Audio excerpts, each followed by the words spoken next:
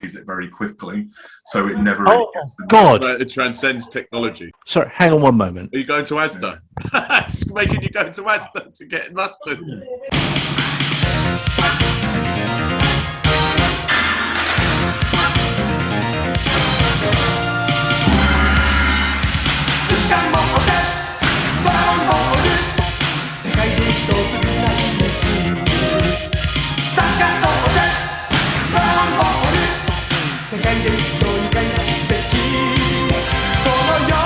Well, hello, Nerdaholics, and welcome back. And look who's back to finally join the fold again. It's Jack. And this week we're doing something slightly different.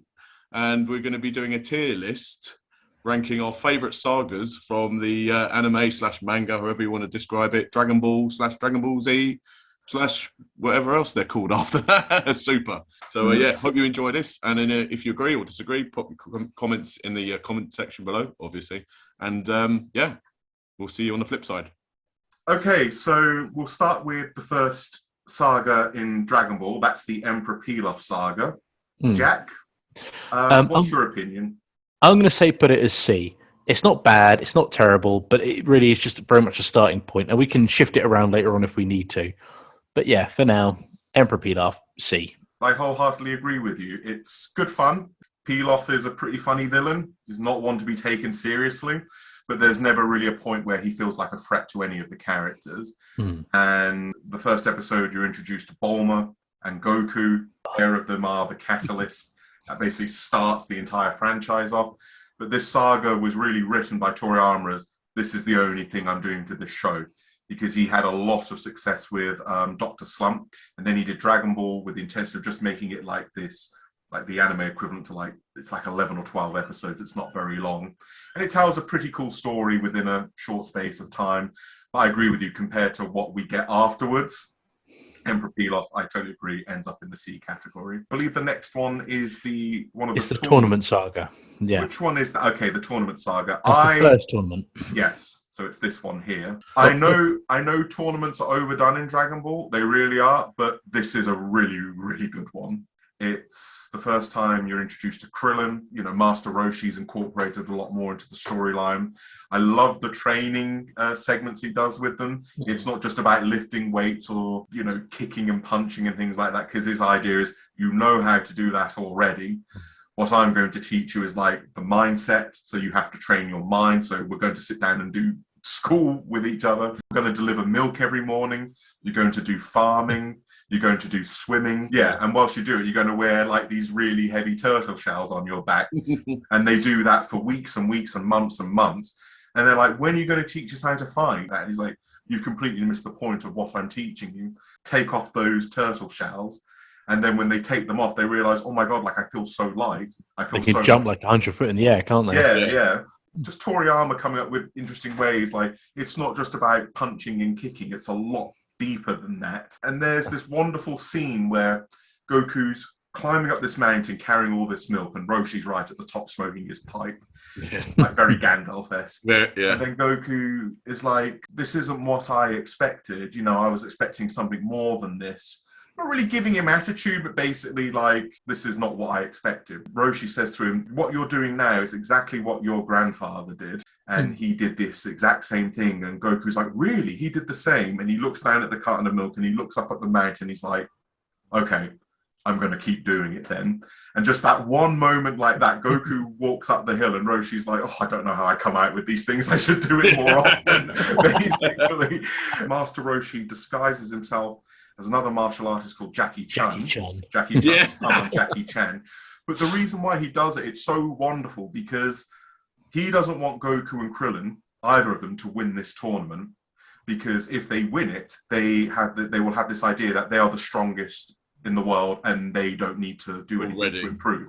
Yeah. So he disguises himself as somebody else to enter that tournament to basically beat those two and make sure that they do not win the tournament. Goku puts up one hell of a fight and it's very close, but Roshi in the end wins. It's not, oh, I only lost because it was Master Roshi. I lost because it's someone else. It's not just Roshi. There are so many other more powerful martial artists in this world. I have to do better. Yeah. And it's just such a wonderful thing he does for his students, even though he's this dirty old man who tries to perv at every opportunity. And Dirty old man is the best description of Master Roshi. That's generally how we all remember him as, isn't it? Yeah. He He's says that- Quagmire. He's Quagmire. Yes, he's That's what he goes Quagmire on of to Dragon be. Ball. I remember there's this one before he starts training, so I won't train you until you bring me back a sexy woman. So Goku doesn't know what Don't bore me. he brings back this big, bodybuilder woman. And Roshi's like, that's not what I'm talking about. And then Goku brings back this other really attractive woman, but she's a mermaid. And Roshi's like, that's not what I mean. But then Roshi, being the perv that he is, realizes maybe I should just try with the top half of her instead.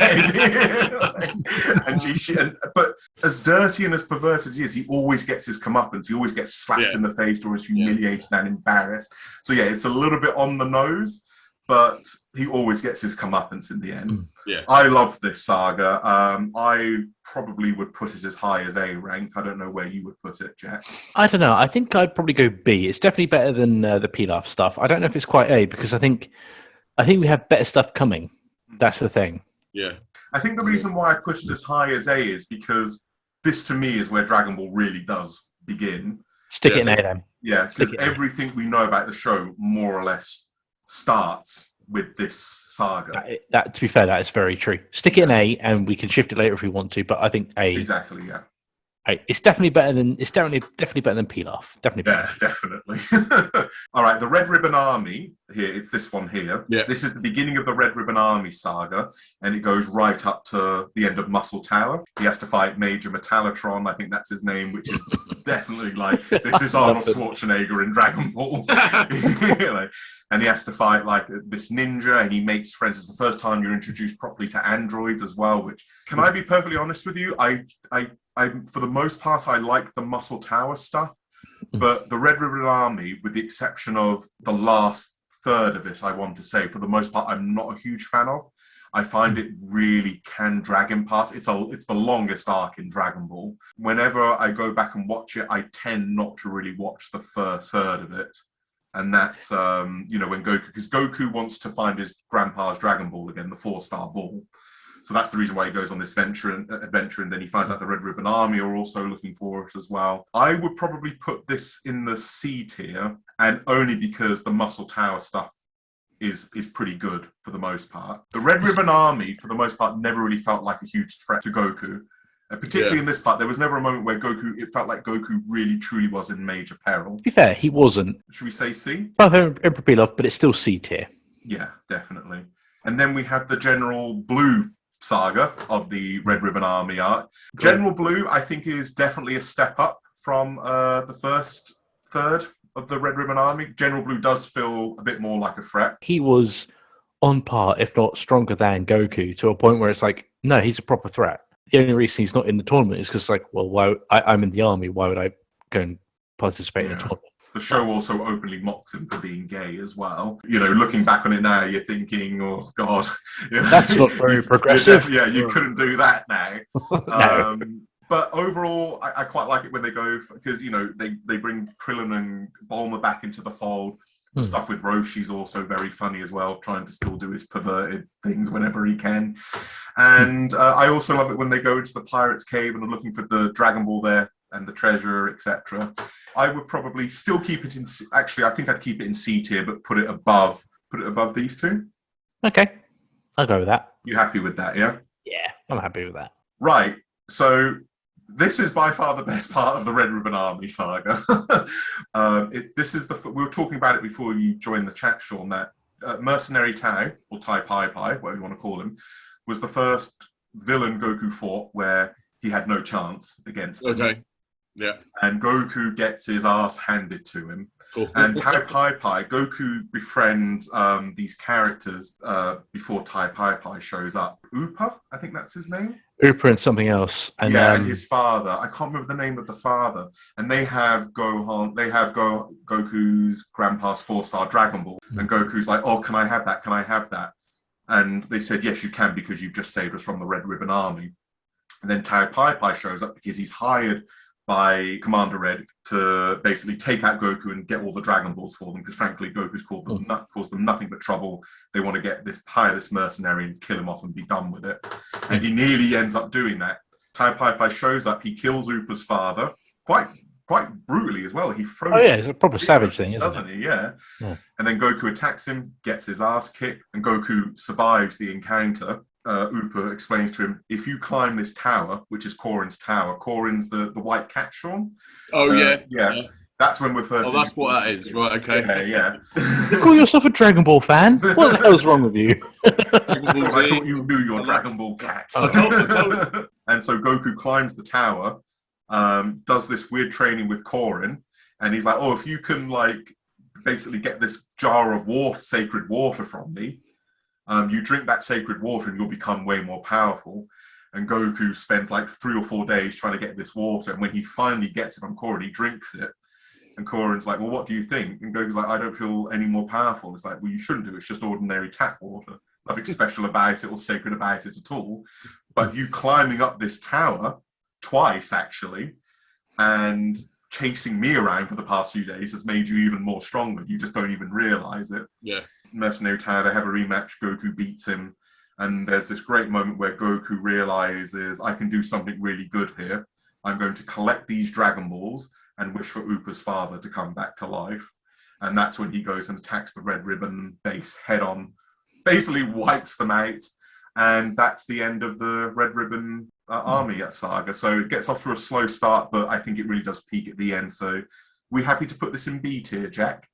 Yeah, let's go B tier, because it's better than some of the other stuff, but not quite as good as this first tournament. Fortune Teller Barber. Okay, I'm going to go A tier, because the first 4 fights, or the whole thing for Fortune Teller Barber is it's literally a case of like, right, if you beat my 5 fighters, I'll tell you where the last Dragon Ball is. And it's like very much a case of like, okay, the first 4 are just like standard Hollywood villains. Like, it's the Mummy, it's Dracula, whatever. It's the devil. Yeah. It's like the last one, which is just an old dude with a mask on, which anyone who's watched early Dragon Ball will know that's Grandpa Gohan. Yeah. It's Goku fighting his granddad. Goku doesn't know it, but we all know it because we can recognize the animation. Yeah. Goku says he smells really nice. Yeah. Because Goku's grown up in the mountains. He's a little feral animal. child. Yeah, he's still a little bit of, he's a little feral child. And he says he smells really nice. And I don't know why, but it just makes me feel really happy. And it's just like, no. But you know it's Grandpa Gohan, but Goku doesn't. Fortune Teller Barbashaw, I don't know if you recognize her. It's this character here. Oh, yeah, the little witch. She's also Master Roshi's sister as well. Right, yeah. My gut says it should be A rank just for the Grandpa Gohan moment. And I will probably fight people to the death on that one. But probably I wouldn't fight it any further than that. It's not S rank or Z rank, not by a long shot. That one moment elevates it beyond just B. And it's only around about a minute where Gohan takes off his mask and he reveals that, it's me, your grandfather. And I think it's the only time where you see Goku from Dragon Ball to End of Super where he's so overwhelmed with emotion and he's crying and everything and he's like running towards it, he like sort of jumps up his face and everything like that. And it's very rare you just see him overcome with happiness and emotion. Yeah. And because it's such a rarity and it adds so much more to his character, I agree with you. I think probably just pop it behind the tournament saga. I'll go. Not as good as the tournament because it's only literally one moment. Yeah, but that one moment does basically sell you on like he's been trying. He's been doing his best for his granddad and his memories, and it's just like I'm right there with you. I'm right there with you, lad. Yeah. No, I agree. It's a really, really touching moment. And it's something that's been built to for a while because although Goku doesn't know this, he's the reason why his grandpa died. You know what I mean? He crushed him when he went out late one night, looked up at the moon, transformed into the Azaru, the Great Eight, and ended up crushing his grandfather. Yeah. Everybody knows, but nobody tells him. Like Bulma and Yamcha and I think Master Roshi, they all know that what Goku did, and but it's like, don't tell him, just keep it a secret from him. So very, very touching. The next one is it's the Tien Shinhan saga. This tournament is badass. The final is Goku versus Tien, and it's one of the best fights in the original Dragon Ball show. Because Tien and Chaozu, when they're first introduced, they're part of rival schools, aren't they? Rival martial arts schools. Yeah, they're the Crane School. Crane School, yeah. Yeah, Turtle and Krillin from the Turtle School, and Tien and Chaosu are from it's from the Cranes, isn't it? Mm. It's revealed that Mercenary Tao, Tai Pai Pai, is actually the Crane Hermit's younger brother. The Crane Hermit's like, I want you to kill this little prick. He killed my brother. So it becomes almost like this quest for, vengeance. And Tien, he's like a bad man at the beginning, but like, a bit like Anakin Skywalker, there's good in him. Yeah. And he slowly... No. Yeah. He was always evil from the beginning. But the anime does a very masterful job of Tien slowly forsaking that awful part of his life and, drifting more into, I'm going to win this fight for myself, not out of a quest for vengeance or anything like that. I'm turning my back on that life. And the funny thing is, Tien actually does end up winning this fight as well. But they're falling out. Fight that Tien actually wins. Yeah, well, go back and watch that. It's by sheer accident because they're both. But it's great because they're both falling out of the ring together. But Goku happens to smash into a car and hit the ground before Tien does. So by default, Tien is the winner. I really like this. I would probably I'd probably have it in an A rank, maybe. I really like this saga. See, this is the thing. Fortune Teller Barber gets an A rank because of that one emotional moment. But the fight scene in this is really, really good. A rank, but below Fortune Teller Barber. It's better than B rank, definitely. But I'm not quite sure where it should sit properly in the A rank. So you would put it here then, yeah? I'd put it there for now. I'm happy to compromise. I would probably do that, but I'm happy to compromise from that. I can really go either way with it. You know what? I'm happy to compromise as well. Well, let's leave it like that so you don't have to move it, but if we need to shift it around later, we will. Sure, but we both agree it's an A-rank saga. It's definitely A rank. Definitely A rank. Next is the King Piccolo saga. I fucking love this saga. The first episode of the saga really grips you from the beginning because Krillin is killed by one of Piccolo's henchmen. Tambourine. Piccolo gives birth or lays eggs for all of these henchmen, and he calls them after different percussion instruments like tambourine. Yeah. But it's not just Krillin though. Roshi's killed off in this as well. Chaozu's killed off. Yeah. It's like deaths happening left, right, and center. King Piccolo's just a horrible piece of work as well. There's no redeeming quality about him whatsoever. No. He even kills the bloody dragon. He even kills Shenron as well. He goes, right, I've got what I wanted from you. The music is so damn good in this as well. Yeah, that's what he does, Sean. I don't need you anymore, and kills him off. Yeah. It's like, my God, what can you do to beat this guy? Yeah. And the way Goku beats him is so amazing. He's basically crippled on the floor, and Piccolo basically breaks his two legs and breaks his arm. Goku is like, you've made one fatal mistake. I still have one arm left. Yeah. And he launches that Kamehameha off to get him off the ground and launches right through his gut. And Goku's like, I'm coming at you with everything I have. And he's like, Dragon Ball, they love their screaming. It's like, everything. Bullet through the chest. Yeah. It's actually, I think, the picture third from the left on the second row. But you see the Azaru behind Goku. It's just so fucking awesome, and he just goes right through his chest. Yeah, proper rage boost. Piccolo very quickly, he takes over the planet. He likes to do this weird torture the planet mentally. I'm not going to kill you off straight away. What we're going to do, we're going to have a raffle. So I'm going to pull a random number out of this box, and whatever number I pull out will correspond to a sector or a city on Earth. And if I pull out number 9, then the city that's in sector 9 of the world is going to be wiped out. So he just wants people to live in fear, bow before me, worship me.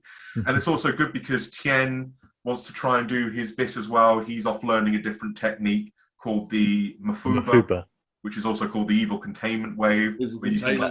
Yeah. So that doesn't work. Goku's entrance to this fight is one of my favorite shots of Goku ever. Tien is beaten by one of Piccolo's henchmen called Drum, quite handedly. Yeah.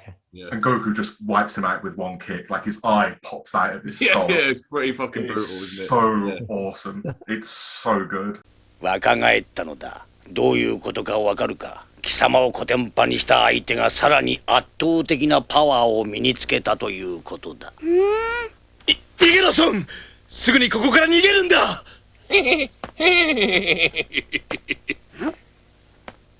そうはいくか。この俺を突き飛ばしといてただで済むわけがねえだろうが。その通りだ。こういうバカどもは死なねばわからんのだ。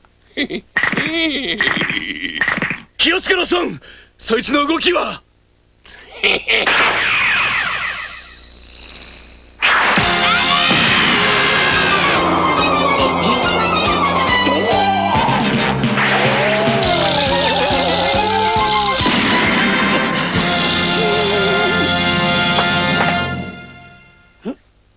Sean, I know you haven't watched much of Dragon Ball. If you want a good starting point, start it. Yeah, that's the King Piccolo Saga, best place to start. I've seen like towards the end of it, so I'm quite happy to go with what you guys put for that. No, it's so good. And this is the last arc where we see Goku as a young boy. Where are we going to rank this? Because I know what comes after it. I'm going to put this at the top of the A rank. Top of A, yeah. Yeah. If I'm being honest, I was going to drop everything down a rank and have this be A. Everything else is like everything down. D. You know what? I would agree with you. I think personally, I really think this should stay here. Feel free to disagree with me if you think it should be dropped. I won't fight it, but what I would say is A rank at this point is noticeably above what we've got so far. Because I've got a feeling it's going to be quite. So the others, if everything else stayed where it was but dropped down a rank, I'd be happy with everything else. So keep everything in the same sort of position, but it drops down a level. So like that? Yeah, that's what I'm thinking. Yeah, that's not a bad show. I might put Peel Off up at C, because it is the first one. Yeah, but it's still... I think Commander Red should be B rank, because Tai Pai Pai is so good. You know what? Let's leave it as it is. Let's leave it as it is for a second. We can shift it around again in a minute. Yeah, again, okay. It's like Pilaf's good, but he's still at the bottom of D rank. Fair enough. Yeah. That's my argument. Okay. There. Piccolo Junior Saga. Yeah. Anyway, next. No argument. No argument. It's Piccolo Junior. That fight was the first fight for Z. Yeah. It wasn't Dragon Ball Z at that point, but it was the first fight for Z. It set the tone for what was to come, didn't it? Yeah. This fight is incredible. It's the best tournament saga in the whole, probably the entire show. Actually, like the entire everything Dragon Ball. You've got Mercenary Tao coming back. Goku and Tien have an amazing rematch. Kami enters the tournament. You know, the good version of Piccolo, basically. But the interesting thing is with Piccolo Junior, which is the Piccolo that we now know, is that he, even from more or less your first introduction to him, you realize there is something very different about him. He's evil, he's horrible, but there's like a small sliver there's something good about him at the same time. Like he saves that child from that rubble falls and it's about to kill that child, and Piccolo saves him. He's not like wholly irredeemable like King. No. Is. You know what I mean? There is a sense like there is some good in him. Yeah, this fight is amazing. Goku's now more or less an adult, as in like the Goku we now know. They beat the shit out of each other. Yeah. Goku even does a Kamehameha with his feet. in this. It's so good. It's absolutely bonkers. Piccolo becomes like this massive giant as well. Yeah. Because what happens is that Kame tries to use the Mafuba on Piccolo to seal him away. Yeah. Piccolo reverses it on him and seals him away in this little jar and then eats it. Right. When Piccolo becomes even bigger, Goku's able to go inside Piccolo's mouth into his mouth. Oh, right. He's literally just punching Piccolo's inside. Piccolo's like, ah! And he's able to rescue Kame and release him. And it's not overly long either. It's a really nice contained saga. It's around about 25 episodes, if that. Oh, that is quite short for their standards anyway. Yeah, I think the fight between Goku and Frieza's longer than this saga. Wow. So, but it's just so good. The fight between Goku and Piccolo is about 5 episodes, but it is jam-packed full of action. It's so fucking good. Yeah. So we're happy with Piccolo Junior at S rank. Yeah. Okay, moving on then.